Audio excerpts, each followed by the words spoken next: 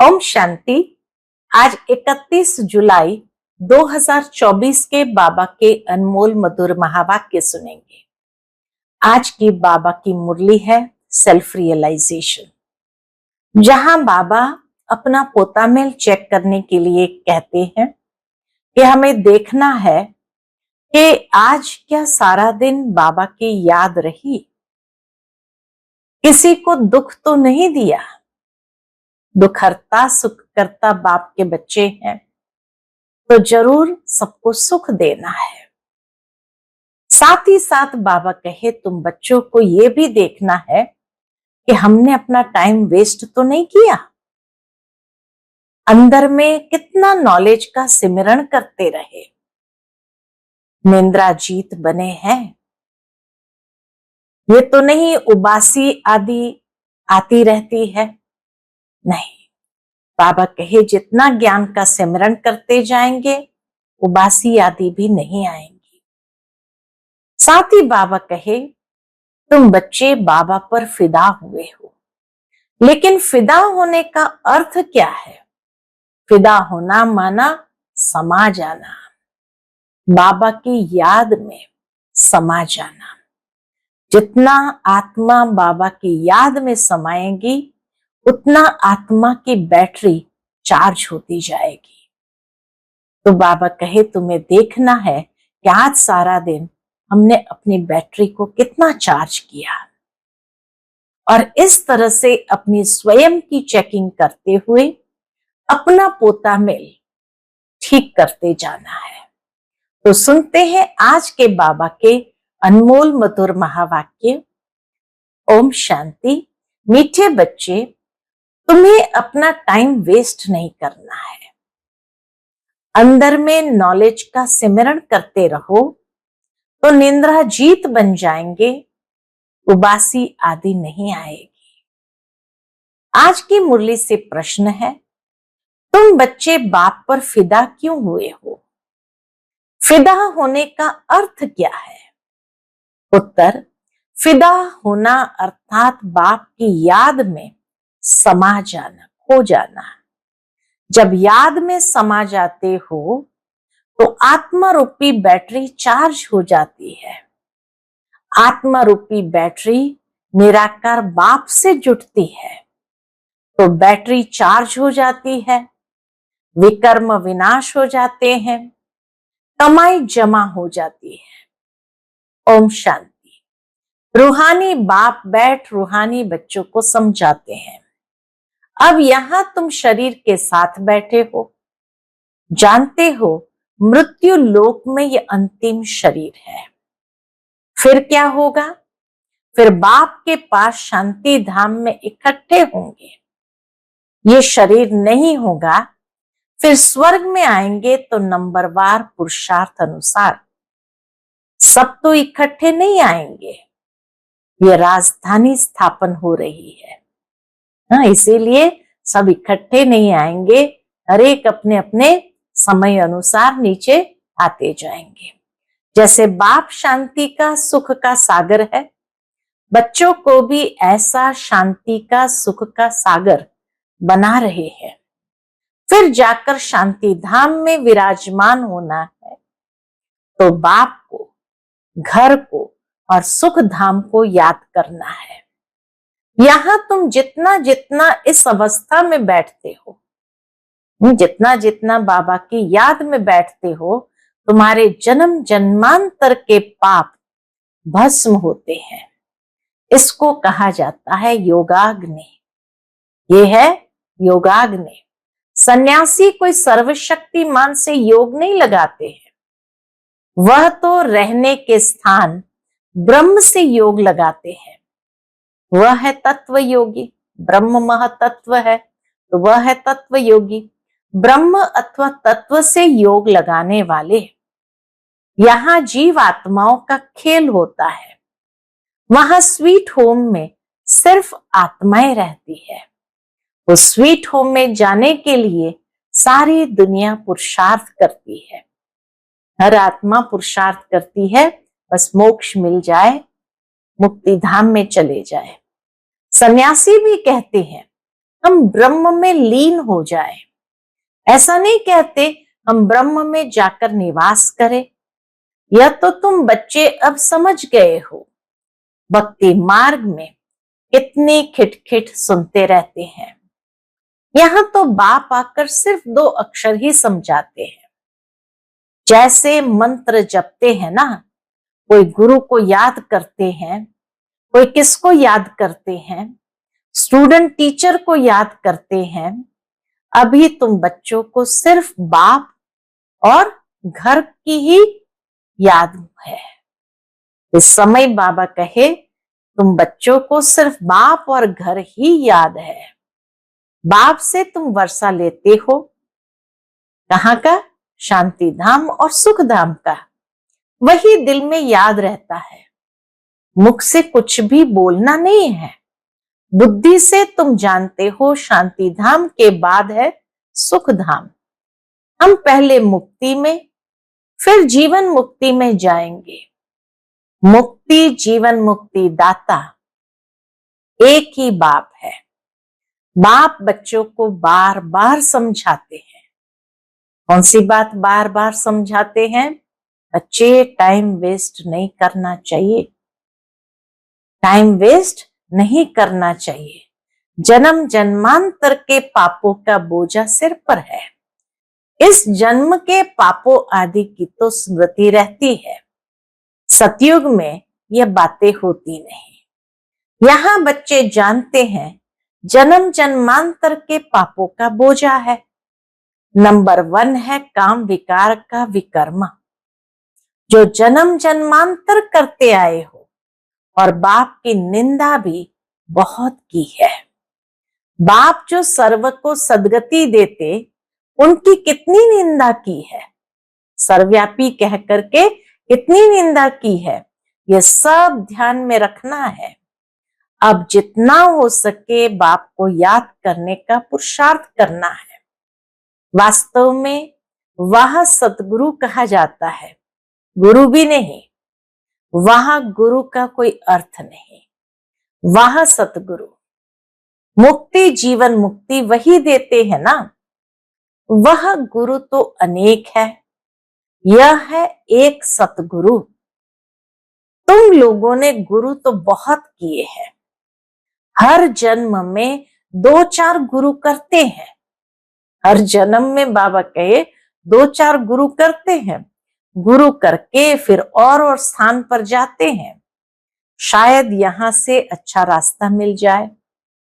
Trial करते रहते हैं और गुरुओं से, परंतु मिलता कुछ भी नहीं। अभी तुम बच्चे जानते हो यहां तो रहना नहीं है, सबको जाना है शांति धाम। बाप तुम्हारे निमंत्रण पर आए हैं, तुमको याद दिलाते हैं। बाबा कहे मैं तुम्हें याद दिलाता हूं कि तुम्हारे निमंत्रण पर आया हूं। तुमने हमको कहा है कि आओ, हमको पतित से पावन बनाओ। पावन शांति धाम भी है, सुख धाम भी है। बुलाते हैं हमको घर ले जाओ। घर सबको याद है। आत्मा फट से कहेगी हमारा निवास स्थान परम धाम है। परम पिता परमात्मा भी परम धाम में रहते हैं, हम भी परम धाम में रहते हैं। अब बाप ने समझाया है। क्या समझाया है? तुम पर बृहस्पति की दशा बैठी हुई है। यह है बेहद की बात। बेहद की दशा सब पर बैठी है। चक्र फिरता रहता है। हम ही सुख से दुख में, फिर दुख से सुख में आते हैं। शांति धाम, सुख धाम, फिर यह दुख धाम। यह भी अब बच्चे समझते हो। मनुष्य की तो बुद्धि में नहीं बैठता है। अभी बाप जीते जी मरना सिखला रहे हैं। परवाने क्षमा पर फिदा हो जाते हैं। कोई उस पर आशिक हो जल जाते हैं, फिदा हो जाते हैं। कोई फिर फेरी पहन चले जाते हैं। यह भी बैटरी है ना। सबका बुद्धि योग उस एक से है। निराकार बाप से जैसे बैटरी लगी हुई है, इस आत्मा के तो बहुत नजदीक है। तो बहुत सहज होता है। बाप को याद करने से तुम्हारी बैटरी चार्ज होती जाती है। तुम बच्चों को थोड़ी मुश्किलात होती है, इनको सहज है। हाँ, बाबा भी जानता है बच्चों को मुश्किलात होती है, बाकी ब्रह्मा बाबा के लिए थोड़ा सहज है। फिर भी इनको पुरुषार्थ तो करना पड़े। जितना तुम बच्चों को करना पड़ता है, यह जितना नजदीक है उतना फिर बोझा है बहुत। गायन भी है जिनके माथे मामला, इनके ऊपर तो बहुत मामले हैं ना। बाप तो है ही संपूर्ण, इनको संपूर्ण बनना है। शिव बाबा है संपूर्ण, ब्रह्मा बाबा को संपूर्ण बनना है। इनको सबकी देख रेख बहुत करनी पड़ती है। बल दोनों इकट्ठे हैं, शिव बाबा ब्रह्मा बाबा दोनों इकट्ठे हैं, तो भी ख्याल तो होता है ना बच्चियों पर कितनी मार पड़ती है। तो जैसे कि दुख होता है, कर्मातीत अवस्था तो पिछाड़ी में होगी, तब तक ख्याल होता है। बच्चियों की चिट्ठी नहीं आती है तो भी ख्याल होता है। बीमार तो नहीं है, सर्विस का समाचार आने से बाप जरूर उनको याद करेंगे। बाबा इस तन से सर्विस करते हैं, कभी मुरली थोड़ी चलती है। यूं तो बल 2-4 रोज मुरली न भी आए, तुम्हारे पास पॉइंट्स रहती है। तुमको भी अपनी डायरी देखनी चाहिए। बैज पर भी तुम अच्छा समझा सकते हो। जब आदि सनातन देवी देवता धर्म था तो और कोई धर्म नहीं था। बाबा इतना बच्चों को समझाते हैं कि मानो कोई कारणवश अगर बाबा की मुरली नहीं भी आती है तो भी बाबा ने कितनी पॉइंट्स दी है, डायरी से देखकर जरूर उस पर विचार सागर मंथन करके समझाना है। झाड़ भी जरूर साथ में होना चाहिए। वैरायटी धर्मों का राज समझाना होता है। पहले पहले एक अद्वैत धर्म था, विश्व में शांति सुख पवित्रता थी। बाप से ही वर्षा मिलता है, क्योंकि बाप शांति का सागर सुख का सागर है ना। आगे तुम भी कुछ नहीं जानते थे, अब जैसे बाप की बुद्धि में ये सब है ऐसे तुम भी बनते हो। सुख का शांति का सागर तुम भी बनते हो। अपना पोतामेल देखना है। क्या देखना है अपने पोतामेल में? किस बात में कमी है? मैं बरोबर प्रेम का सागर हूं। कोई ऐसी चलन तो नहीं है जिससे कोई नाराज होता हो। अपने ऊपर नजर रखनी है।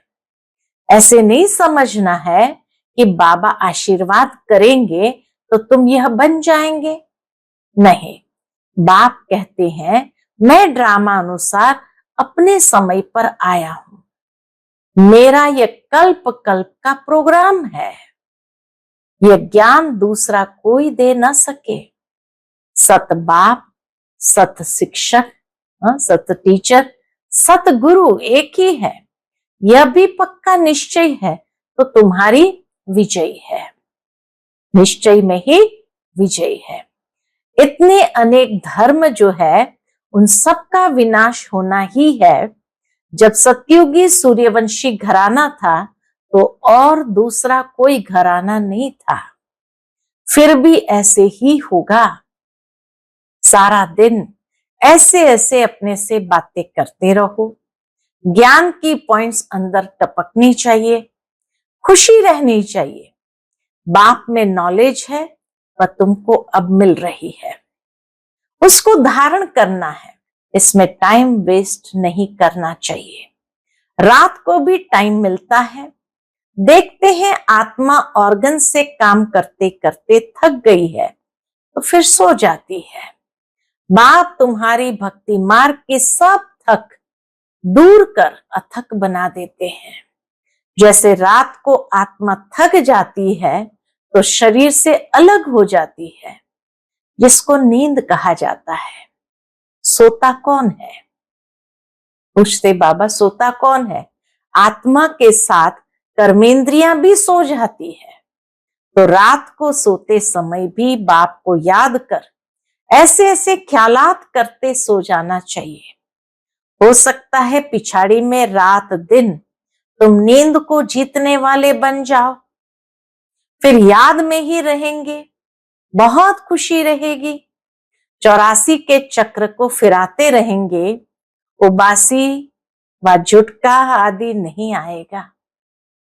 हे नींद को जीतने वाले बच्चों, बाबा कहते, हे नींद को जीतने वाले बच्चों, कमाई में कभी भी नींद नहीं करना है। जब ज्ञान में मस्त हो जाएंगे तब तुम्हारी अवस्था वह रहेगी। यहां तुम थोड़ा टाइम बैठते हो तो कभी उबासी या झुटका नहीं आना चाहिए। और तरफ अटेंशन जाने से फिर उबासी आएगी। तुम बच्चों को यह भी ध्यान में रखना है कि हमको औरों को भी आप समान बनाना है। प्रजा तो चाहिए ना, नहीं तो राजा कैसे बनेंगे।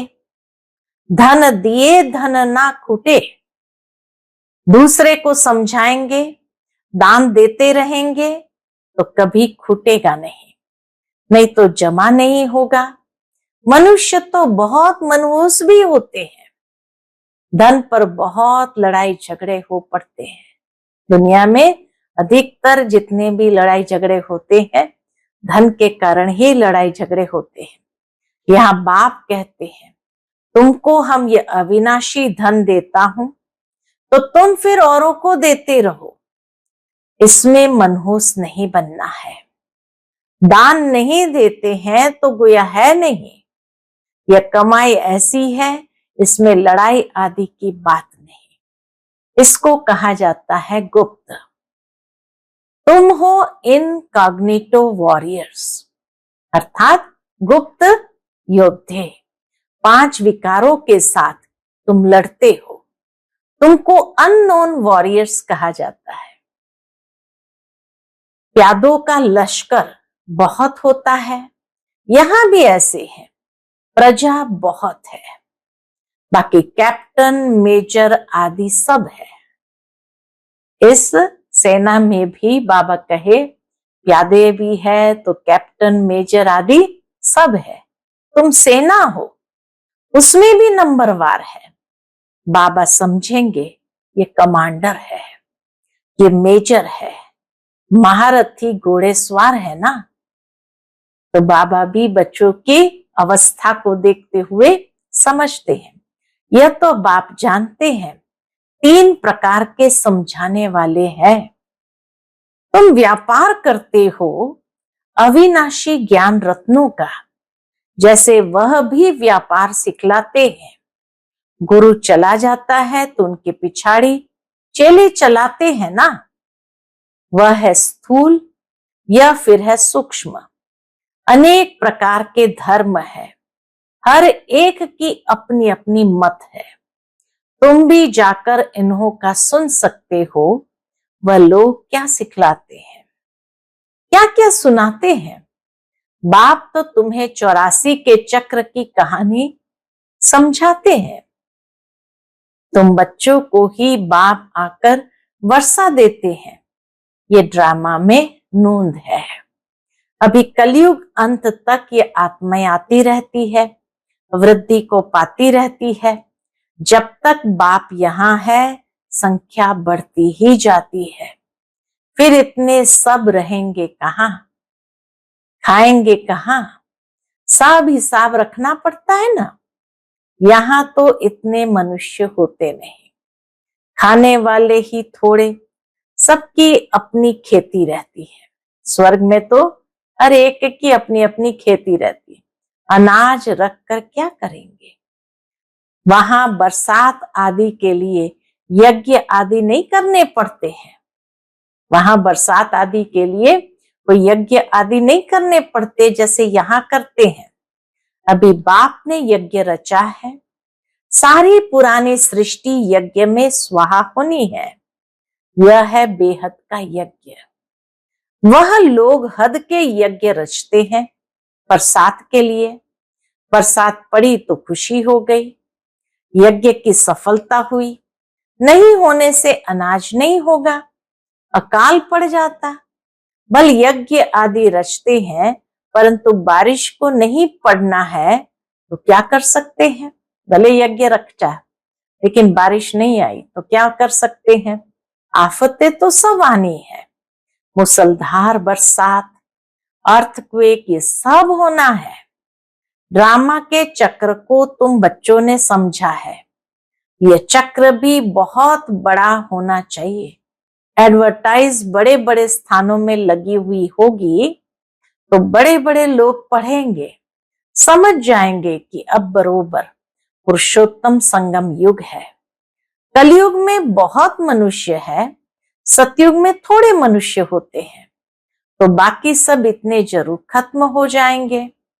शिव जयंती माना ही स्वर्ग जयंती, लक्ष्मी नारायण जयंती, बात तो बड़ी सहज है। शिव जयंती माना ही स्वर्ग जयंती, लक्ष्मी नारायण जयंती। शिव जयंती मनाई जाती है, वह है बेहद का बाप, उसने ही स्वर्ग की स्थापना की थी। कल की बात है, तुम स्वर्गवासी थे, यह तो बहुत सहज बात है।